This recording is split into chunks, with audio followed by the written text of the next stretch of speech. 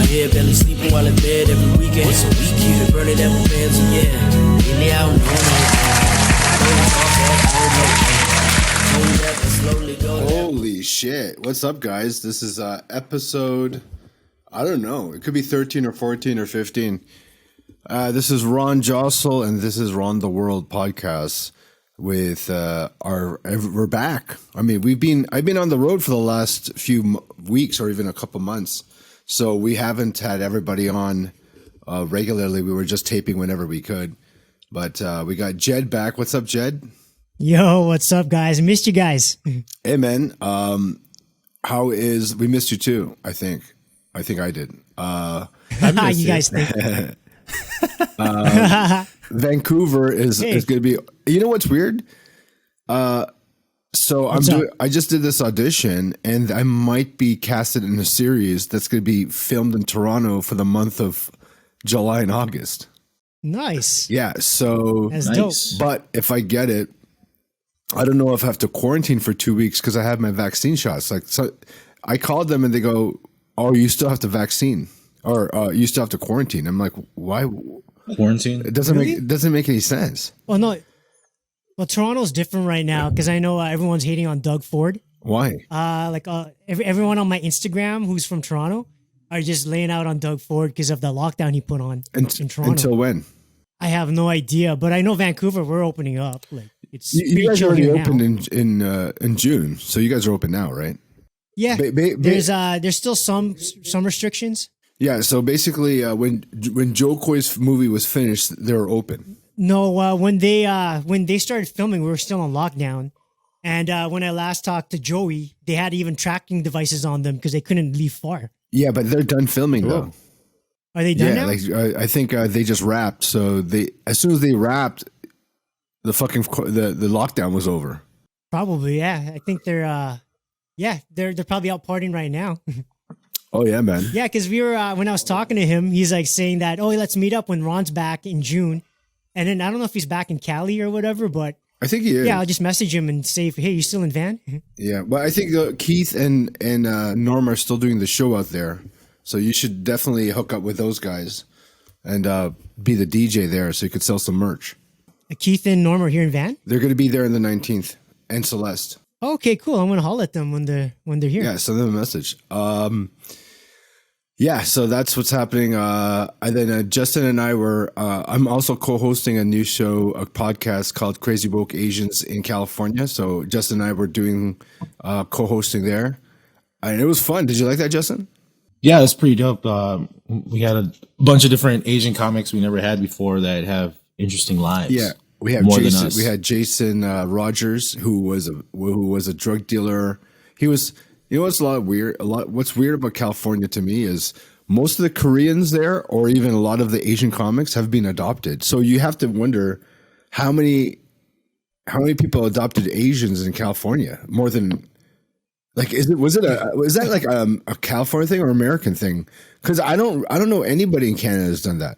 I think it's more of a war thing. What do you mean? Honestly, so it's probably more of an American. A lot of things got messed up after the Vietnam War and the Korean War. So just shit happened, and I think I had a lot to do with it. And then coming over here after that shit. Yeah, so it was more of the American wars that had happened. Like the War of 1812, where Canada beat America and burnt down the American flag and took over the White House, which nobody believes. Which never happened. Which never happened. Which never happened. You sound exactly like a Trump supporter. That's exactly. It never happened. The GOP hardcore Trump followers say that too. Yeah, look at my beard. Yeah, you're just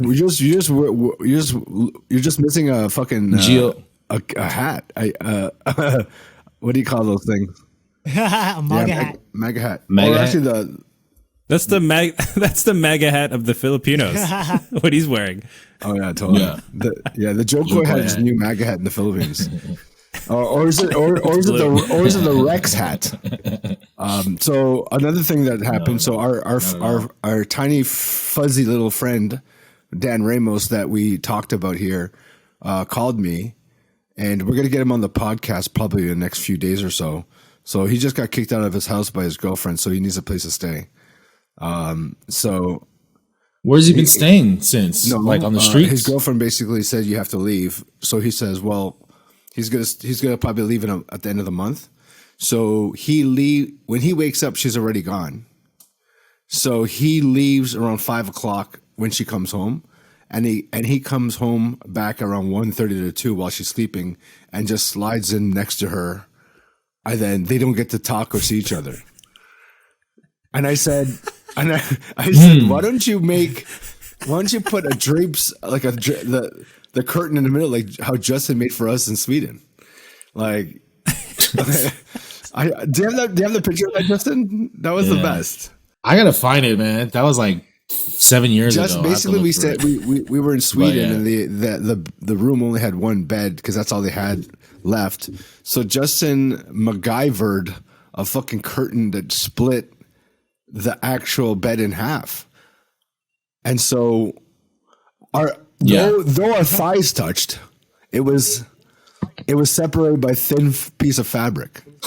You know what's stupid about that? Because we had to share the same bed. You're like, nah, man, we're not gonna share the same bed. Can you make like a divider? I was like, okay, cool. So I made a divider, and then I swear, dude, the whole time we had the divider up, dude, you kept. So this is it. Let's say it was the divider, right? You kept doing this. You're like, hey, so what's going on, bro? You good? Like, I'm like, why did you want me to put up a divider if you're gonna fucking keep looking on my side the whole time? I don't know. I just wanted to keep staring at you. It was weird. You should put the fucking divider. I was like, why did I make this fucking divider? You keep bothering me on the other side. Justin said, don't open the drapes. You have to knock on the headboard. Yeah, so I knock on the headboard. So I knocked on the headboard. I was Justin's not home. Though both of our thighs were touching.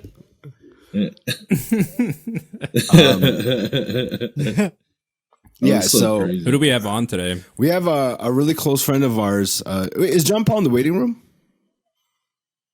Yeah, we just need to stop recording, so just intro him now, and then we can put him in. Okay, our special guest for this episode is my close friend John Paul from Toronto, Trinidadian comedian extraordinaire. He's been doing it for OG. He's probably the most OG we've had on the show. 35 years. Reds. So.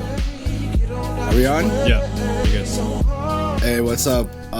Episode 13 with my close friend John Paul. John Paul is a Trinidadian comedian from Canada, born in Trinidad. He's been doing comedy for over 30 years. The OG of ethnic comedy kind of starts from Kenny Robinson, and then now it's going to John Paul, who's the next in line to take over when Kenny stops. He has his own podcast that was on 2 days ago called The Kitchen Table. He looks 30, but he's 52. No, he's 50, but he looks 30. Oh man. He's been again one of the guys that when I started as an ethnic comic, you kind of feel weird because you can't find anybody that relates to you or acts like you or looks like you. And so he was one of the guys that mentored me, helped me out, and became one of my closest friends in comedy and in life and outside of comedy. And oh shoot, that was Eddie Valdez calling. Edro? Edro. Hilarious. Oh. I can't answer it right now. I can't. He's probably making sure you checked into the hotel, all right? I mean, here's the thing. So I'm opening for Russell this weekend from Thursday to Sunday. When I was talking to Russell, he was like, "Hey, man, oh fuck, I can't answer." Okay, let me answer this for a second. I don't know if I should. Should I answer this? Just answer it. Yeah, put him on speakerphone. Yeah, answer it. Put him on speakerphone. It's not live anyway. What's up, man? Russell wants you to come eat. I just put my card down, but my car won't turn on. I think I need to jump it. I have cables. I might not. He has to jump a car. He's a jump. Okay, I'm actually doing a show right now online, like right now. Yeah. So I'm actually doing stand up on this show right now, and they're all looking at me right on the screen. Another. I'm stuck down here. I need my card down. Okay, do you want the keys? Okay, can do you guys up here and grab the keys for me? Okay, I'm at 436. Sorry, that's bye. That's hilarious. All right, so he basically needed a jump, so he's gonna come in. No, and we grab can my hear the keys whole for car. conversation. We could hear it. Yeah. Oh shit! I didn't even know. Yeah. Yeah, so he broke his foot. He got hit by a car in his motorcycle, and he wiped out. So he basically woke up and saw bones sticking out of his feet, and he showed me this. He showed me the video. He said he didn't feel anything because he was in a state of shock. So he woke up on the ground and he saw his motorcycle destroyed, and a lady going, "Are you okay?" And he takes out his phone and just starts filming his foot. And all these bones are sticking out of his foot. Man, like these kids his and their big toe- TikTok challenges. Yeah, like that it's girl like, that got decapitated on TikTok. How many bones can you show in TikTok? And he's winning it so far. Oh no! Oh no! I was like, where are we staying? And he was like, what do you mean we? I'm like, he always has to give me a hard time when I'm booked with Russell. I'm like, what do you mean? I'm staying at the hotel, right? He's like, well, we got our own hotel, but we thought that you were just going to drive back and forth from LA to Irvine. And I was like, no, Russell said that he was going to get me a hotel. I was like, oh, okay, great. Now we have to get you a hotel. I'm just like, isn't that what you normally get? Like every comedy club I have, the feature gets a hotel. I just thought that was normal. But I think he likes to do that just to fucking fuck with people, I think. But when you see him live, he's such a nice guy. It's almost an opposite person online. He's an ass online, and in person, he's okay. It's just some people's online presence is a piece of shit, and some of them are not. My online presence is not as good as my real life, but it's very close. Is your online presence the same as your offline presence, John Paul? No, man. You know what it is? It's different, right? It's the illusion of anonymity. You know, it's like, all right, they can't see my face. You know, like I'm gonna be a dick. I'm the same way. It feels good. It's like taking your jacket off. Oh, finally. Oh. Or like when women take their bras off and they do this. Oh. I'm gonna really let them have it. I don't know. I don't know what that feels like in a long time. It's been a while. I fuck girls with their bras on. Wow. Wow. Yes. Wow. We can go worse if you want. You know John Steinberg, John Paul? You know John Steinberg. So John Steinberg is he's a comic from Toronto, Canada. Really? And he had a brain aneurysm. So he had to take out this. He took a piece out of his brain out. Oh fuck. He's outside. Hold on. John Steinberg's outside? Oh, God. I heard. Big edge roll. You were talking about me, Ron. I guess. All right, I'll take over. Justin, I go guess. ahead. Look at fucking Ron run around and panic in the back. Just so the guys, if you guys want a point of reference of what John Steinberg sounds like when he's talking, did you guys ever see? Yeah. What was it? What was the movie where they had the rabbits and Jason Bateman was the fox and they were cops? You know the one I'm talking about, though. Yeah. Right? Yeah, that animated series, the animated one. And the rabbit came from like the small town, and she became a cop in the big city. And Zoo something. Zoo. Yeah, you're right. Zootopia. Zootopia. Yeah. Zootopia or something, yeah. So I don't know if you guys saw Zootopia, but do you remember? If you did, do you remember the scene? Oh, where the sloth. The sloth. That's exactly Yeah, that's what right. John Steinberg talks like. Yeah. And that's from a brain thing, right, John? I don't know. That's how he speaks. Thing. No, he had it's terrible now he has a brain aneurysm. He had a brain aneurysm, so they had to take a piece of brain out. So he has no more. He doesn't have facial expressions. Even though he feels it, he can't show it. Fucking. But he speaks and moves slow. And so edit that out. All the prop act. We're going to be canceled by prop acts. The prop app community is It'll going to take go to them your too house, long. John Paul. It'll take them too long to have a protest because no one will know what they're protesting. Hi. Yeah, and there's just too many people. Aneurysm. Hate. They won't know what they're protesting. They're not going to cancel us. It'll take them too long. He actually types fast. That guy types really fast. And I type really slow. So online, I'm him and he's me. That's hilarious. How long? Hey, you've been doing comedy for how long? Long time, man. Unofficially, First show ever. Unofficially, I'd say 30 years and a bit. 30 years and a bit. So You started 89. I started originally in 89, but then I restarted in 96. So born and raised in Trinidad, parents came here in the 70s, like all of us. Correct. And then you went to the school I did in Glendower. We went to John 23rd. No, it was in Flemington Park, bro. Glendower's like Birchwood. Yeah, we were in Flemington. John 23rd Catholic school. Right. It was hilarious. And then yeah. And then and it was all ethnic back then. There was like there's always one dirty white kid that because it's poor. Well, that's an ethnic. A dirty white kid is different than a regular white kid. A dirty white kid. Is dark. It's not his skin's darker. It's basically like what's fake sugar? Like stevia? What's that called? Splenda. Yeah, stevia. Stevia. Yeah, stevia. So yeah, it's like black people with stevia. Yeah, I mean it's it's not as potent because they're dirty white kids because they're poor and they have the weird popsicle stain. It looks like Heath Ledger in the Joker. Why so serious? And it's like, why you guys always only eat orange popsicles? Dirty white. Yeah, I went back to our original elementary school last summer, and you know how small that school is? Dude, it's tiny. I drive by there every now and then.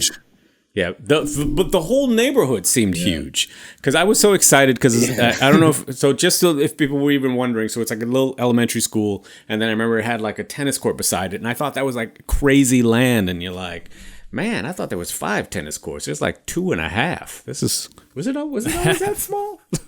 So I also think that comes from us just growing as people. So not to say that we see it as it's smaller. It just probably feels smaller because the world was smaller to us then. You know what I mean? And that was sometimes our only reference point as far as like looking around at objects. And then thankfully, due to comedy and dope people like my man Justin Rivera, and shout out to Ronnie and JedRocks, you get to see the world and travel, and then you're like, oh man, there's so much to see. It's dope. What made you go? I'm going to do comedy. You went to it was right after high school. What made me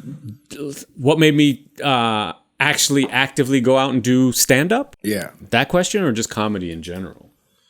Both. Like, what made you actually? When did you go? I wanted to be a comedian or get into comedy or some kind of entertainment industry. Mine was Eddie Murphy. Mine too. For stand up. Mine too. But before that, I would always want to be. Yeah. Yeah, I knew early that it really wasn't until I saw Eddie Murphy that it clicked and said that's what I'm going to do. I always knew I was funny. I was easily the funniest person my friends knew, and not just my friends, but beyond that too. Like, and again, I'm not even trying to be like, well, I was the funniest guy at it, but I was literally the funniest. I still am probably one of the funniest people that they know. So I've always knew I've had the ability to do it. And I liked comedy before Eddie Murphy, like, the Bill Cosbys and the Richard Pryors and the George Carlins and Robert Kleins and all that kind of stuff. So I always loved stand-up comedy. And I know I could do it. But it wasn't until I saw Eddie that I was like, that shit. And this is God honest truth, and I don't think I've ever said this anywhere else on any other podcast or just in random conversation. Because of Eddie Murphy, I'm not even making this up. I thought I would have been a successful comedian once I bought a pair of leather pants to perform in. I literally I still want leather pants. Oh, you haven't gotten them yet? No, man. Oh man, because my friends are fucking just really, guy. You run with leather pants, yo. You know what I mean? So yeah, I don't need to just walking around like. Then Prince what made you everywhere. go? Let me go on stage now. It was the first time. First time was in high school, and I was forced to perform in an auditorium. Oh fuck! Yeah, full of. That's like so different because it's not people. Everybody knows you, and if you fuck up, you're done for the rest of your year. But I didn't know anything. I didn't know anything like that. Like, again, easily the funniest dude in the school. Like I knew that hands down. You know what I mean? There was nobody. Yeah. There were funny guys in the school, but I'm like, come on, man. You know what I mean? So what happened? What had happened was. My friends kept, so it was a lip sync contest and nobody could sing and the crowd was getting restless and they like literally like shoved me out onto the stage and I tried to run off and they're like, they all played football and they're like, nah, okay. And so I basically went up and mixed, I actually sanitized like one of those TBS stations where they change all the curse words. Instead of fuck, they say, you flarthin', you know. So I cleaned up some Eddie Murphy jokes, and then I had always written down premises. Because, yeah, I mean, fuck it. When you're performing in the cafeteria. Do you remember what you said? No, I don't. You just made up, wrote shit down about people in the crowd or... The only real big joke, which I used to think was an absolutely hilarious premise, which was probably like my first big closer, was a joke about Greek statues, and I remember you doing that. And why are their dicks so small? You know, and then I'd say something so stupid like art's supposed to make you ask questions, and that was the question. Why is his dick so small? And then I was like, you guys imagine a black statue? And then I just like hang the mic down in between my legs, you know, that over exaggerating the black dude's penis kind of shit. And that was my big fucking closer. It was like, oh my god, I think about it now and I cringe. So, but I thought of that shit. I remember it killed. I remember that shit. I think I thought of that shit in like grade 12 or some shit. Because I went to one of them kind of weird academic schools. John Paul and I both worked at a comedy club called Yuck Yucks, which we both started at. But before me, like I was like the first Asian guy to be in Yuck Yucks. John Paul was the first real proper West Indian to be in Yuck Yucks. There was Kenny Robinson, who was half white, half black. There's Ron Edwards, he's half American. Ronnie Edwards. Papa Ronnie man. Papa Ronnie's from... He was Jamaican. He's Jamaican, right? I Man. was like, why does this guy sound like Sammy Davis Jr.? Yeah. But he does. That's how he talks. So I'm not even kidding. He was like an old school comic. Hey, like baby. When you came in, it was kind of the new bread. Don't tell me, tell your friends, baby. Yeah, man. He sounded like Sammy Davis and Kermit, like together. Yeah. Kermit Frog here. But yeah. I mean, I guess I would. No, Russell would have been. I guess as far as West Indian goes, because Russell was Indian. But then technically, you know, Russell's Indian was more of a West Indian. So who was the ethnic comics after, besides Ronnie and Kenny? Who are the ethnic comics that you guys like the olders besides Ronnie and Kenny that hang out with? We never really hung out with them. Like when what other comics were there? There was a dude by the name of Marlon Brand, who was a black comic, who was real funny. He was real cool, man, real cool as shit. And he eventually went on to act in Miss Saigon, like the traveling play, and then he got married to one of the actresses in the cast. Filipino girls. Yeah, Filipino girls. I didn't want to say nothing because I didn't want anybody to get all. Yeah. I'm just playing. And then, long story short, somehow they were in Australia performing. I don't know what happened. You know, I mean, if Chris Brown can clap down Rihanna, you know what I mean? I'm sure anything can happen in a relationship. Anyway, long story short, guy ends up killing his wife, and nobody knows why. And then he eventually just, you know, offed himself as well. But he was a hilarious dude, man. So yeah, it was really it was crazy. You were down. Wow, it would have been you three. So now I do all this material because I mean I figure you do all the stabbing material.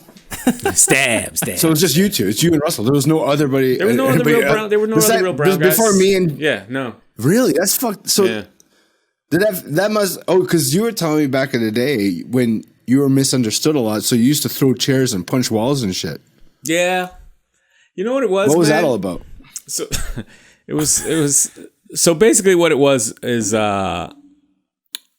because there were no other black people or ethnic people, and it was all white dudes. And my whole thing is from where I just didn't want those white comics to think that they could just say whatever they wanted, because I'm also a dude who's like immensely proud of my color and my culture and all that kind of good shit, and just some of the shit that they would say, under the guise of, again, this is before I knew comedy etiquette and all that kind of shit, and they could have just been busting balls, but I'm like, nah, you ain't gonna bust them balls around me, bro.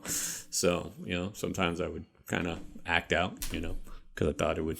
I remember you almost got in a physical fight with Sean Collins with me.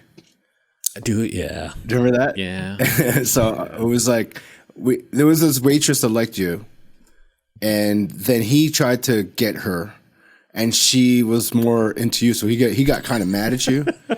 And then so we were all at Cheers, this bar, and then that was he on was like Eglinton, disrespecting right? you. Yeah, it was right across the street from Yuck Yucks, and then you went on. Oh yeah, that's right. You went on the stairs, and you said, "Do you want to go right now? Let's go right now." And then the guy was just walked away. Remember, you challenged him to fight. Yeah. It's That was the John again. Pond. You know what it really was? It was the fact that I didn't really see anyone that looked like me, and I didn't want anyone to think that they can just be disrespectful. And plus, they never took our side on anything, and on what I mean. So even when they were in the wrong, and you point that out, they justify that shit. So I was like, all right, fuck you guys. Yeah, Ronnie, so I did an interview with Russell talking about his start, and we'll show the clip, and then John Paul, you just interject when it's over. You kind of probably had the same experience as this. So play the first one, Ronnie. Did anybody treat you bad because you're Indian? Everybody. You lie. Kidding me? You didn't have the support until the Nubian show, probably. That's right. Till 95. And Kenny Robinson took you under his wing. Were there Indians that came out back in the day? No. No Indians came in the crowd? Okay. So when you first saw them, were you shocked? You're like, Well, there's one of me. I've seen Indians before. So it wasn't until much. I don't think the Indians started showing up till maybe 2000s. So you started in 89. 89. And it took around 10 years for people to catch on who you were. Yeah, because they had already created my little buzz in the black community. Right. And then, I'd already had 2 specials by 99. You had a comics and a Comedy Now. Correct. And comics was good. Comedy Now. First one was trash. Really? The one with the Show Me the Funny? Yeah, you said you didn't finish your act and then you went back up. Yeah, because I didn't have enough material. I didn't know, You're like, it was 2 years after my first special, and I was like, I couldn't write that fast. I couldn't write that good either. So John Paul was you were at that taping. And is that true story? He actually didn't finish his material. Yeah. He had to came off, and they had to go back and. What did you think when were you behind the stage or were you actually watching the show when he did this? No, we were live in the room. Was it all shocking in the back? Like, what the fuck's happening here? Not really. Again, it was normal. It was just more like. But for me, I was new to the game, so I was new to seeing all of that TV. I'm a dude who threw chairs and challenged people to fight on stairs for over a waitress. Yeah, I mean, so it's like, hey, I'm at the TV. And, dude, this is nice. Ooh, cameras. Yeah, so I was just happy to be a part of that. You did look different. You had long fucking hair, crooked teeth. Rickets. You look like Blanca, basically. I can't kick my leg out. You can't really see me kicking it. You can't, so I'm not gonna. And then when did you find out about the Nubian show? Russell told me. So again, so when we started, when I started back in '89, and we ran for a couple years, and then parents were like, "Are you crazy? You're crazy. We didn't move to this country so you could be a professional jackass." And then immigrant parents, they got something called zero filter.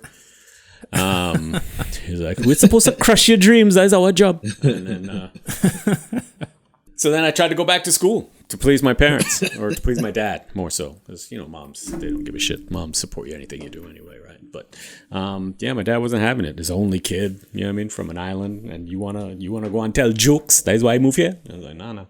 So I tried to go to school, and then just wasn't into it. Not because I was stupid or I didn't understand, but I just wanted to do comedy. And then I was like, I'd pretty much say for lack of a better term, not in the true sense of the word, where I'm on the streets, hey man, can you buy some coffee? I was homeless. I'd probably say for close to 2 years, just because I was going from couch to couch to couch to couch while I performed around anywhere. You know what I mean? Whether it be for free, whether it be for about 2 years, and then I was like, yeah, fuck it, and then bumped into Russell, and he told me about the Nubian show, and that was pretty much the. So you played rebirth. regular shows before the Nubian show? Did you play any shows before the Nubian show?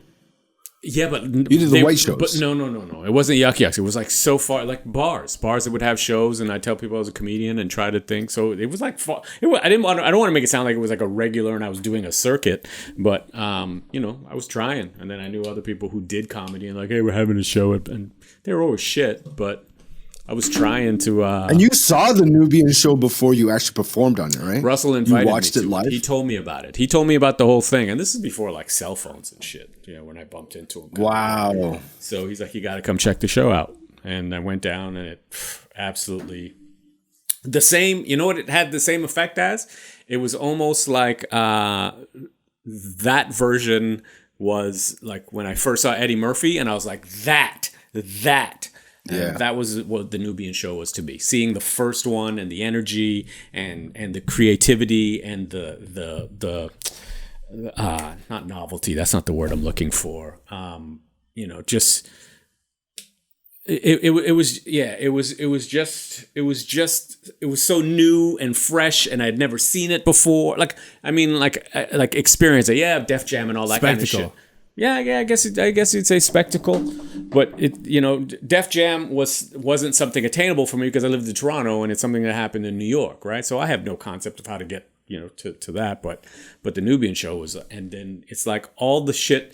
I got all the jokes because I got all the references, because all the references were from my voice that I've always had in me. But when you do white shows, you can't talk about the ethnic stuff just for the simple fact that they're just not going to get the reference, right? Like that's why they. And again, I'm not trying to be stereotypical about it, but it's like if you're doing camping jokes or some shit, and it's like, oh my god, it's hilarious! I'm just talking about and the zip gets stuck sometimes. Oh my god, it's so true because it happens. But as a black dude, just like camping. I was like, so the fuck is this guy talking about camping? Who was on the show? Ronnie Edwards. Kenny, obviously, Russell, Marlon Brand. Was Evan Carter on that show? And that's all that I remember, man. That's all that I remember. But to me, the energy was undeniable, and it was absolutely fantastic, man. And then I was like that. And then Russell introduced me to Kenny after the show. You gotta meet this guy. He's one of the funniest dudes I know. Because I used to be funny. And he's like, he's one of the funniest guys I know. Kenny, you gotta put him on the show. You gotta put him on the show, man. And he's like, that's young blood, call me. And that's how Kenny talks. And then sometimes, it's really whiny. But I like to do this one. All right, kid, give me a call, kid.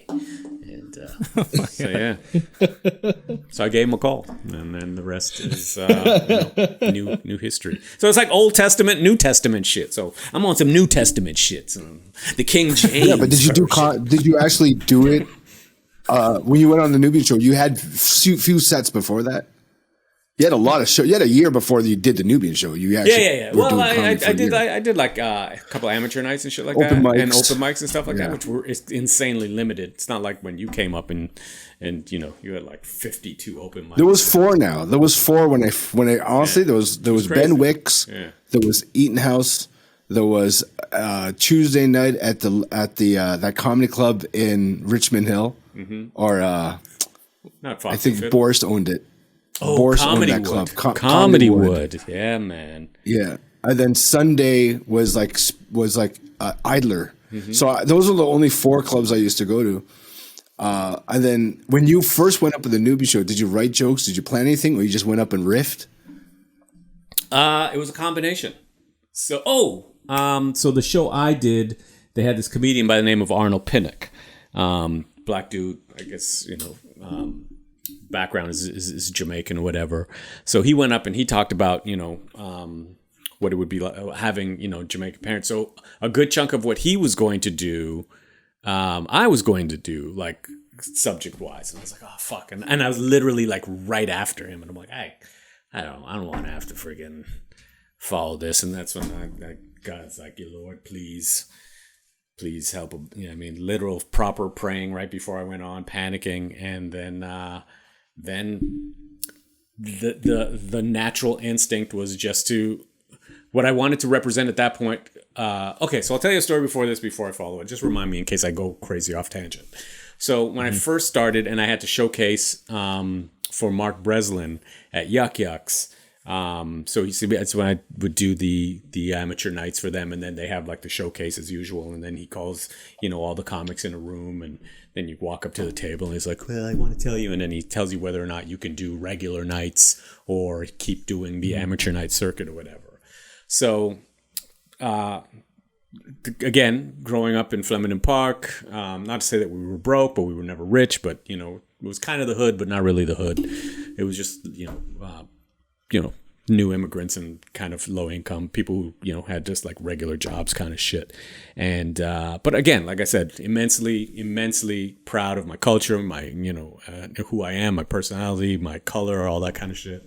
And so one of the first rules of comedy, and even watching Eddie and all the other black comics or ethnic comics, was talk about what you know. And I don't know white shit. You know what I mean? And no disrespect. I'm not trying to be disrespectful when I say I don't know white shit. I know white shit, but I don't live white shit. You know what I mean? I understand it. Movies, TV, da-da-da. But my, comedy for me was talk about what you know. So I talked about what I knew, which was, being, an urban kid, if whatever, or a black kid or ethnic kid, being, raised, Trini in Toronto. And, and the beautiful thing about Toronto is I thought everywhere else was like Toronto in the sense that it was just as multicultural and everyone just kind of intersected, if you do math and they got those circles and they got the sets and they all interconnect. That's just how I saw it and still see Toronto. It's insanely international. So I talked about stuff that we would talk about, like cool shit. And he sat me down. And again, it's quite possible. I should have a conversation because I don't think he would remember, but I should ask Breslin about it. What he said to me is, hey, you're very funny, all that kind of good stuff. But if we were to tour you, or if you were to work for us, you'd be performing in places with really lots of white people, like Sudbury up north and stuff like that. And he's like, and they're not going to. You got that talk? Yeah. And he's like, they're not going to get any of this. So you're going to have to talk about stuff that they would understand, like stealing cars and blah, blah, blah. And then he starts to use all that negative stereotype shit, right? And then I was like, fuck this. I don't want to work for fucking you motherfuckers. You know what I mean? Even if you did, hey, you could do regular. And I was like, fuck it. And I was like, I'm not doing this shit because that's not who I am. This is when I was reading Malcolm X. That's into Public Enemy. I was, very conscious, doing a crazy amount of reading. You know what I mean? Actually had, Louis Farrakhan tapes, that kind of shit, listening to real, that kind of shit. So I was like, are you fucking kidding me? Talk about degrade myself? Fuck out of here, man. And then that's when I tried to do shows on my own, like solo shows, because I knew I wanted to do comedy. I just didn't want to do comedy for things. So, but what in retrospect, maybe he just said it the wrong way, because Mark could be kind of blunt and not give a fuck kind of guy, right? And he doesn't necessarily mean anything by it. But again, I was young. I was like 19. You know what I mean? And and what he might have been saying is you can't be so specific. It's kind of like when a local comic only talks about local shit or regional shit. Right. If you don't belong to the region, he's like, I don't get it. Like if all your humor is like, and in British Commons, the MP for Coventry when he tripped on his and all the English people and you're like, who the fuck is the premier of Coventry? What is happening? You know what I mean? So basically it's quite possible in his own obtuse way he was saying talk about stuff that they can relate to with you, but I didn't hear that. I heard I want you to talk about, and again it might literally be what he was saying, I want you to talk about stereotypical shit. So anyway, fast forward to the Nubian show, in me wanting to talk about who I was, what happened before me with Arnold Pinnock and doing the material, and me, oh God, please, that thing. Something in me just kind of took me, and it allowed me to talk about being Trinidadian. And I'm authentically Trini in the sense that, you know, I'm not just kind of, well, my parents are from Trinidad and I love roadie, you know, like I'm like proper, you know, lived in Trinidad, went to school, lived here, you know, so it's like an equal blend. And the same way I would talk with like my friends and my family, like off stage, is kind of like what I threw on stage. And there was such an embrace, like an crazy embrace from the crowd, not just like comedically, but just like, oh my God, I love this guy's voice. It's past comedy. It goes past comedy. Yes. And it was the first time I was able to, and I do it with you, and you love it because you get it. Like sometimes I'll be talking to you and I'll be like, oh gosh, man, just stop with that shit, man. And you know, and you love it when I break into my little Trini, but I do it out of love, and I do it with all the reverence that I can, you know, muster when I really do it. And it was embraced immediately, and again, then we were off and running, and here we are. You know what I mean? So it was almost like I got to do me, or getting relearning. You got to do Trinidad, and how did that come up when you actually get to perform Trinidad? Was that because of the Nubian show or your own show? That was from the Nubian show. Someone saw me. No. What happened was, so I had gone down for Christmas, as my parents were living in Trinidad. So I went down. I was like, oh fuck it, I'm gonna go for Christmas. And then they had some kind of comedy night, but they at that point they didn't really have like a real scene or whatever. So I go to this club, and it's a club that I normally go to, Club 51, and I was like, yeah, man, this place is dope, 'cause free drinks, great girls, great music, great DJs.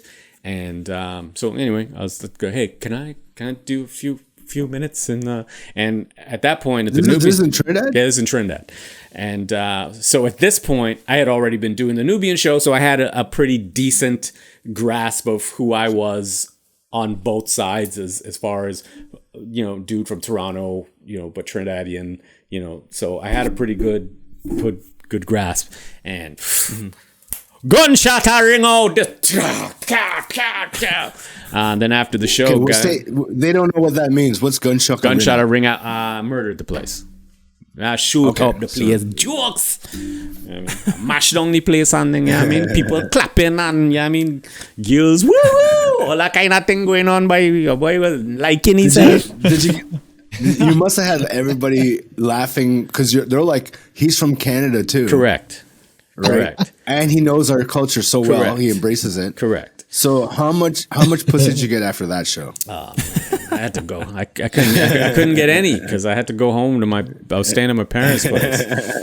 You know what I mean? And I ain't going to no girl's place in Trinidad. And like, come by my place. And then he's like, oh shit, my boyfriend here. And then I got to like jump out a window, and it's like, I don't know where I am. I don't know this part of Trinidad. Why is it so dark? Was it being nervous before it? Like, no. You must have been so. Like, I was nervous. Different nervous. It was a different nervous. It was like a prepared nervous. It's like they're either going to get it, or it's not that I don't think it's going to be funny. They're either going to get it, or they're just going to be like, eh. You know what I mean? So, but what would that guy you always talk about who goes, I'm funnier than that? Who's that guy? Oh, that guy. The jump always tells me there's always like these uncles in the front row that think they're funnier than the comic. That man ain't make me laugh once, boy. That man is a comedian. I show I funnier than that man, boy. That man ain't make me. I know him a joke, boy. I know him a joke. That ain't funny. So I didn't know how it was going to go, but it went great. And then someone talked to me, and they're like, hey, man, you know. And then I was like, hey, I'll be back. Because Carnival always follows Christmas, obviously, right? Well, not obvious for people who don't know, but Carnival in Trinidad with festival. The costumes and the soca. And February, March-ish. Yeah. Well, all depends on when Ash Wednesday is. So as far as where the Carnival falls every year, and Ash Wednesday moves just because... Apparently, it's got warrants. I don't know why it's always moving. It's just like, I don't get it. Just fucking anyway. So I was like, yeah, I'm gonna be back in for Carnival, And they're like, all right, we having a show. I want to do on the show and thing. And then they're like, we'll fly you down And so my hook with them was, I was like, all right, pay me, fly me down, and my hook was you don't have to put me up anywhere. You don't have to put me up in a hotel. I'll stay at my folks' house, right? And so that way I got a free flight to Carnival. I got paid, that kind of shit, and I got to party. I got paid to party, kind of thing. So I did that for a few years, and you still do your own shows, like especially with you and your partner for the big comedy shows is Jay Martin, who's another friend of ours. Mm-hmm. So you've been doing the Mother's Day show. Trinidad versus Jamaica is one of the biggest comedy shows that you'll ever see. It's like they have a Mother's Day show, they have like a summer show, they have like a Thanksgiving show. They have like 2 or 3 shows a year. Well, he has those. I'm really just more connected to the only show I'm really connected to is the Mother's Day show. That's the only show I'm really connected to. And that is the Trinidad versus Jamaica. That's the Mother's Day show. That's the show we do every year for Mother's Day. Yeah. So right. And what's the Trinidad versus Jamaica? How'd that come out? So, 2 of the biggest island rivals are, and kind of like how it's always like Canada versus America kind of thing. The Caribbean version of that is Jamaica and Trinidad, because we're 2 of the bigger islands, and we're probably 2 of the more successful islands, because all the other islands tend to be a lot smaller. Like Jamaica's way bigger than Trinidad is, but the beauty of Trinidad is oil. We have oil and methanol and all these natural resources. So we got all that cash, all right? The beauty. Yeah. So in this small country, so it's a rich country. So we get to talk shit to people. We don't need no fucking people to come here for vacation and thing, but we are oil money breads, Whereas places like Jamaica, be like, yeah, no man, we not have oil. You have to come down and smoke weed and take body and them white girl. So I guess they sell wood too, because that's a natural resource. Anyway, so don't tell me, baby. Tell your friends. So living in Toronto, same thing. 2 of the biggest communities, and there are a lot of Bajans and shit here, but it was always Trinidad versus Jamaica. And we went to Jamaica to do a show, and we were at Hellshire Beach, and I'm standing in the water, and I had an epiphany, man. I'm standing next to this Jamaican comedian in Jamaica, in the water, looking out. I know it sounds more romantic than I need it to sound at this point, but we're looking out into the horizon, and our eyes meet. No, but I'm looking out, and I'm thinking, fucking comedy did this for me. Comedy brought me to Jamaica. Yeah. I got a red stripe, sitting there, and jerk lobster waiting for me, at Prendy's, and I'm in Jamaica in the middle of the week. Like, this is my job. This is what I do. This is my fucking career. And every now and then I have those moments where it's just like I'm so full of gratitude and appreciation to be able to still be able to do this. People can say whatever the fuck they want. It's like, it's 30 years. I don't know who you are. I don't give a shit. Everything I own is paid for by comedy. Everything. My house, my wife, my kids, my hookers, everything that I have. I'm kidding. I don't have a wife. But what I'm saying is, I don't. No, I was kidding. But so we're standing there, and I really had this moment, and I'm like, dude, and I knew Jay was a big promoter at that point, and I was like, yo, man, here's an idea I have. 2 of the biggest communities, bring Jamaican comedians versus Trini comedians. We pitch it as a clash, but it's not a real clash. But Trinis will come because of comedy, boy. We go and check that and kya and laugh on. And Jamaicans are triggered by words because their entire culture is clash culture and you know what I mean. So and clash, they clash like musically, like with DJs and shit. You know what I mean, like breakdance clashes kind of thing. So it's very much a clash culture, and we knew that would be a great selling point, at least for the Jamaicans. Like we knew the Trinis would be coming anyway, but for the Jamaicans, they're like, yeah, man, clash thing, man. Jamaica are war comedy. You know what I mean? It's like, why are you taking comedy so serious? Why are you so angry? It's a comedy show. War comedy, bridging. We'll mash them down.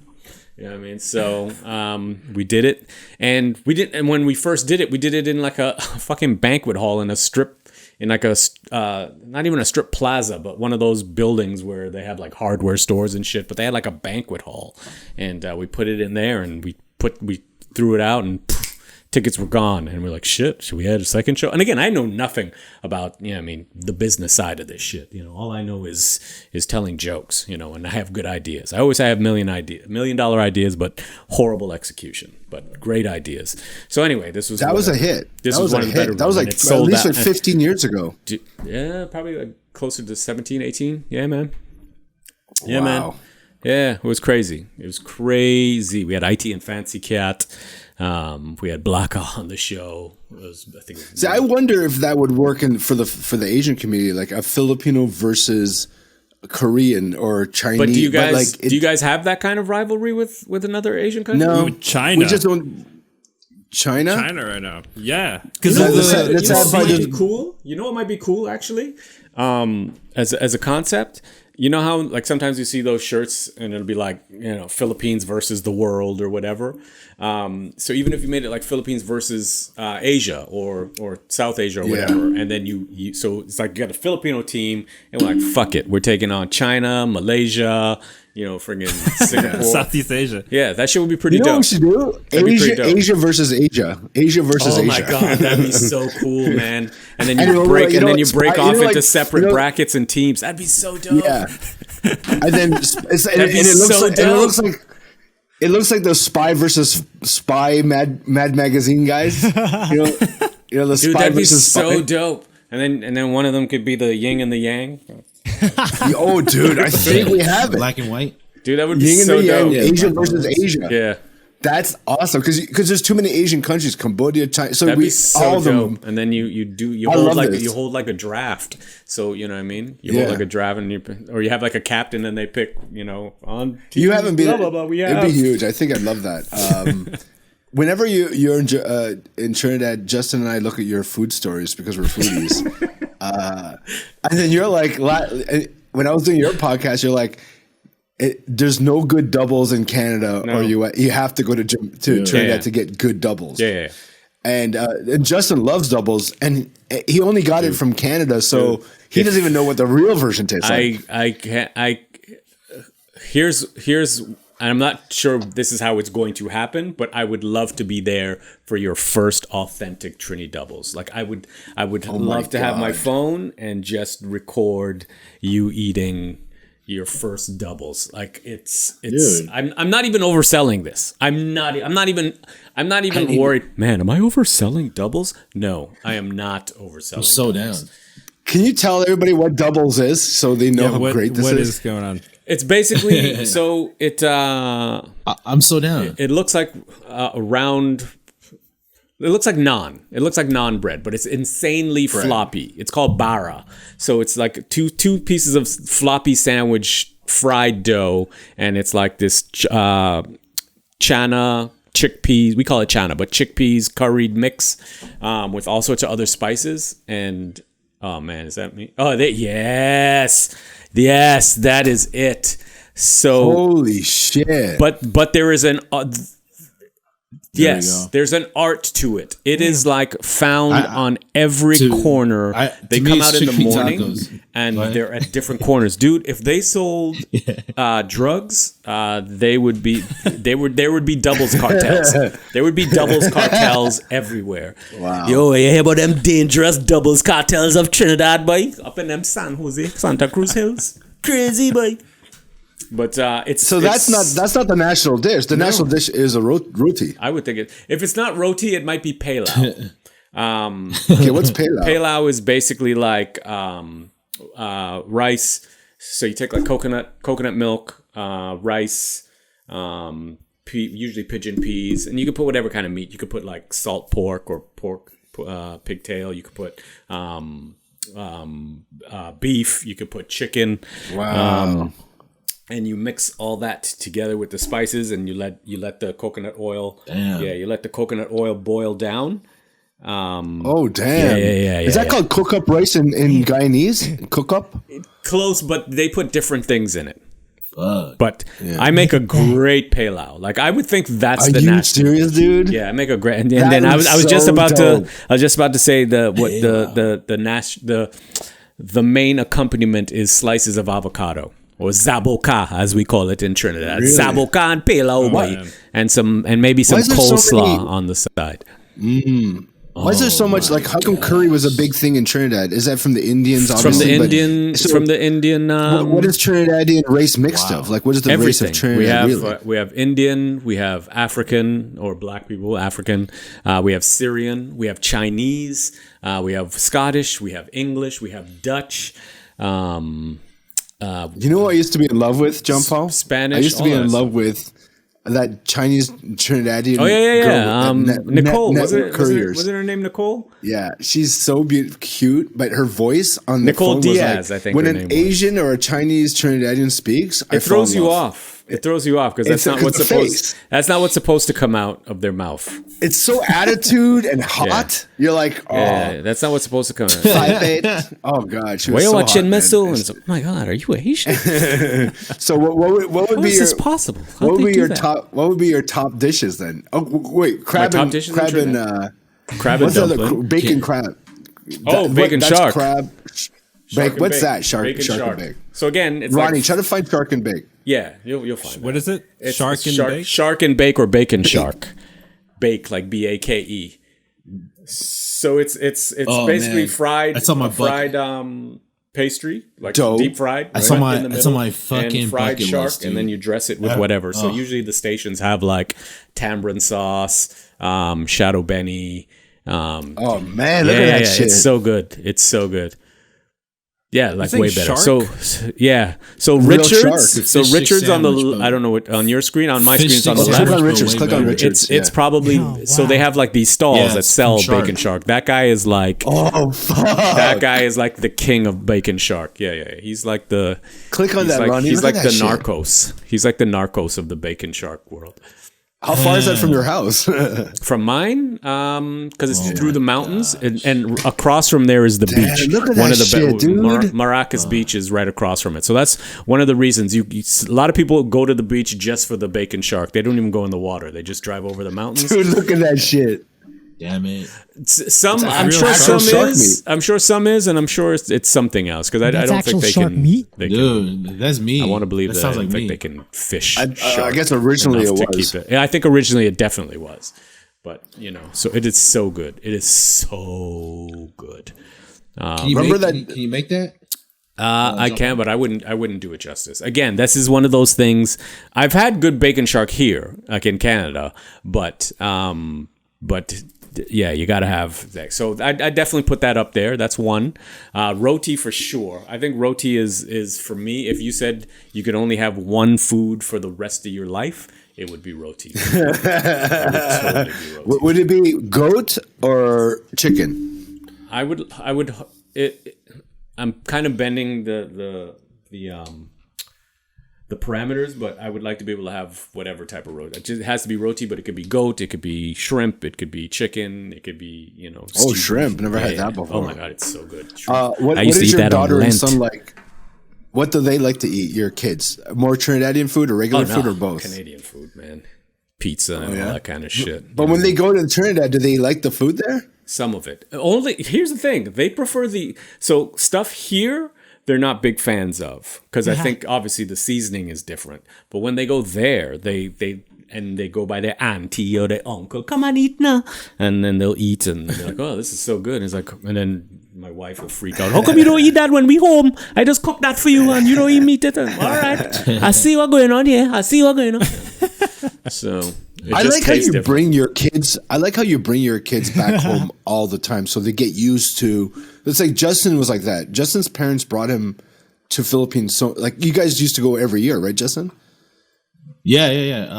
Pretty much almost every year for the summer. Yeah. So when I first went to Philippines with Justin, he knew everything. Like he just walked around. It was like so comfortable because you've been there so many times.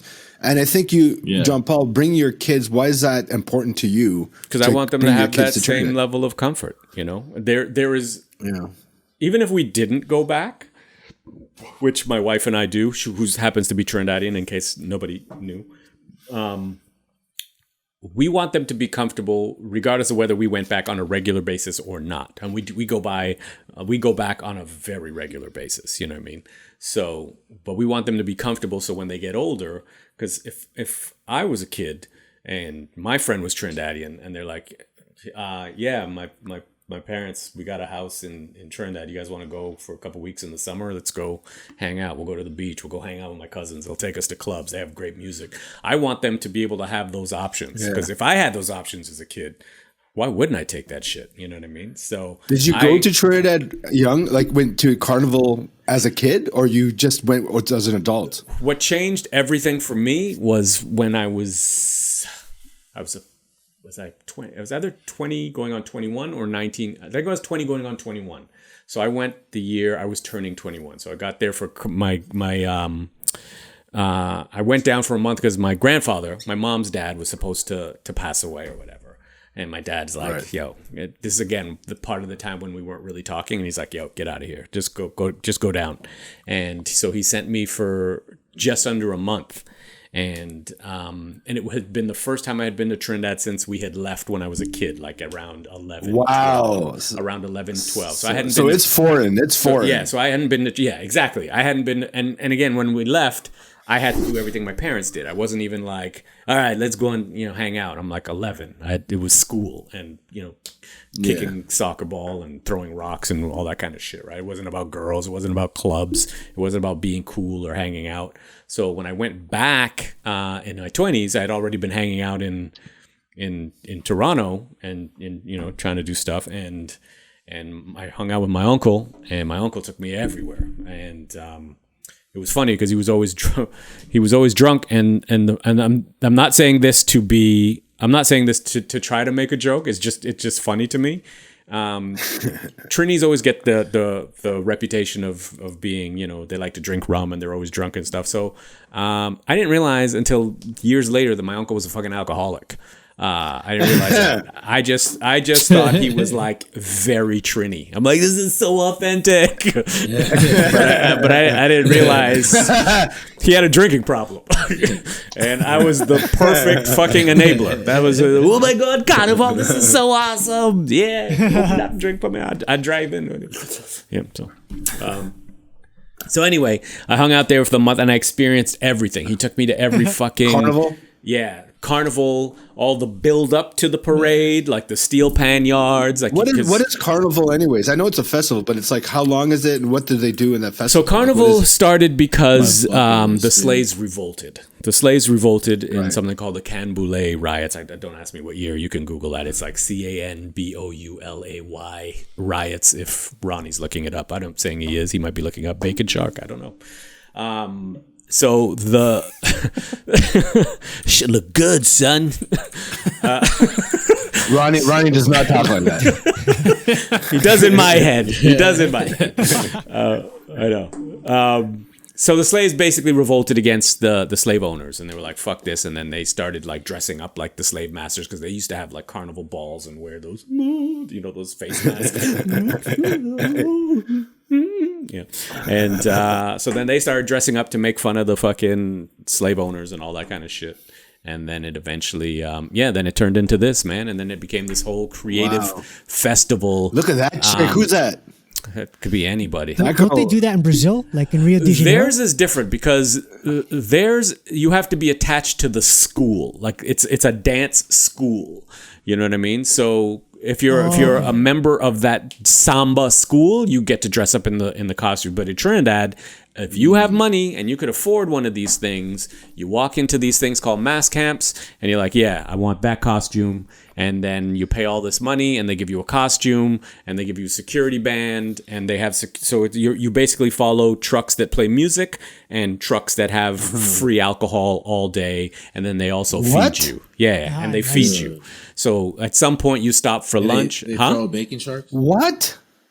They like throw. Yeah. So all alongside the truck, they have like these security guys that just basically hold a rope. And unless you have a wristband that you paid for, which is usually like a different color. So if someone regular jumps in, it's like, you're out of here, buddy.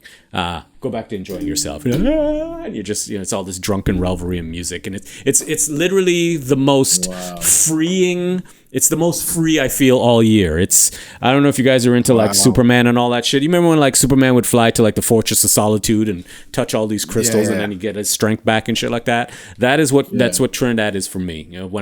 Not just Carnival, Trinidad is that on a whole, but specifically Carnival, because it's you pay to let go of everything. And so when I come back to wherever it is, whether it be Canada or go back on the road or whatever, I've re-energized my soul is full. I could give a fuck, man. Hatred just bounces off my chest. It's like, nigger, ding, Packy,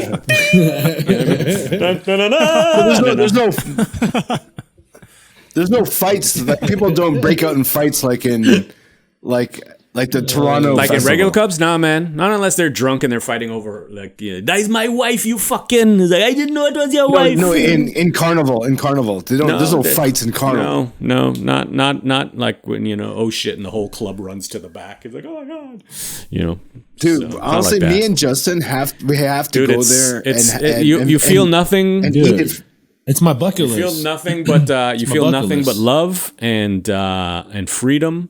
And pride, man. It's absolutely like, and that's how your comedy is. Your comedy is about that, though. Yes, your comedy is really like that. It's about freedom, pride, and it's funny stories, but it all comes from that same Trinidadian Carnival freedom. It really does come there, because you go on stage, you're a different comic. You're not like angst, angry. No, you're I'm very happy. Laid back. I'm very laid back in comedy. And there's not that many laid back, calm, happy comics left. They're all angst and angry.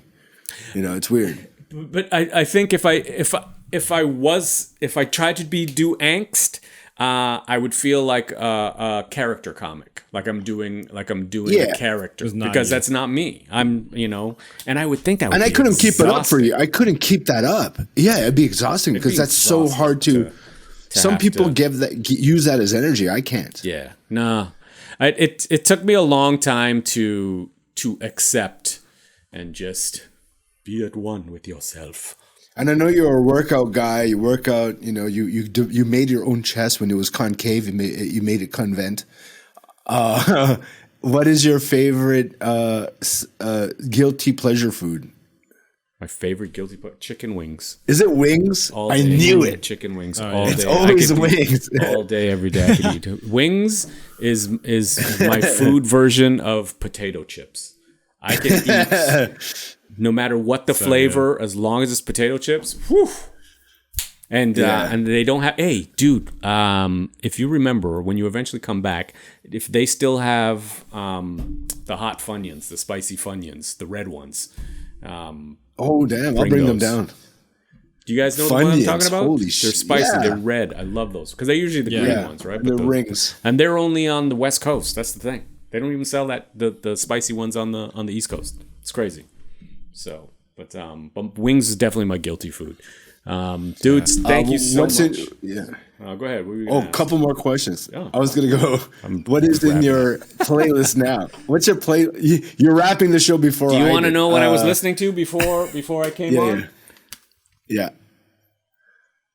What's that? I can't see it. Sorry. Prince, Around the World in a Day. Oh, nice.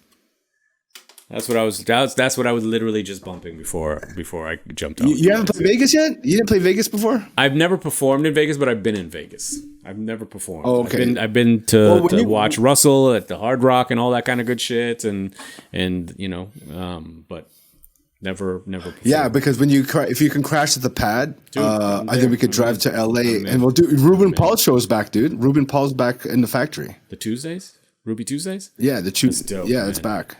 And what this pandemic has taught me, regardless of what anyone believes or whatever, but for me, what I took most out of this is, just all the shit that you were holding back on doing, just do, man. Just do. And I'm not saying we're ever going to get locked down again. I'm not saying we're going to think, but it's like, I realize how much time we've wasted. It's got to be perfect. You got to know. No, man, it's not the right time. 100%. I know. Yeah. Just fucking do it. Just get your shit, do your shit, and live life, and figure it out going forward. So. That was him, man. Jean Paul. I would call him Kuya, baby.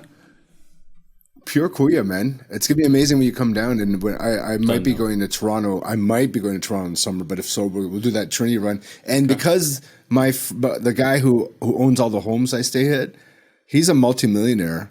And I'm going to ask him to see if he could fund that project that we were talking about going overseas. Oh, that'd be dope. And so, because I just realized this dude is a millionaire. Yo, that Asia and Asia versus Asia, and even the title is hilarious. Hilarious. Yeah. Asia Jean Paul, man, thank you, man. I love you, brother. You're fucking Jean so Paul happy Comedy you did the show, at Jean Paul Comedy on everything. My Instagram, my Twitter.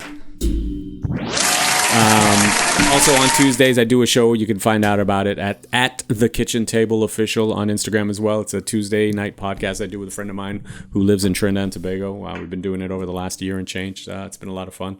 Check that out. And I really appreciate you. I can't wait to hang out with you. Miss you, Justin. Keep barbecuing crazy shit like watermelon. It's wrong and racist at the same time. But,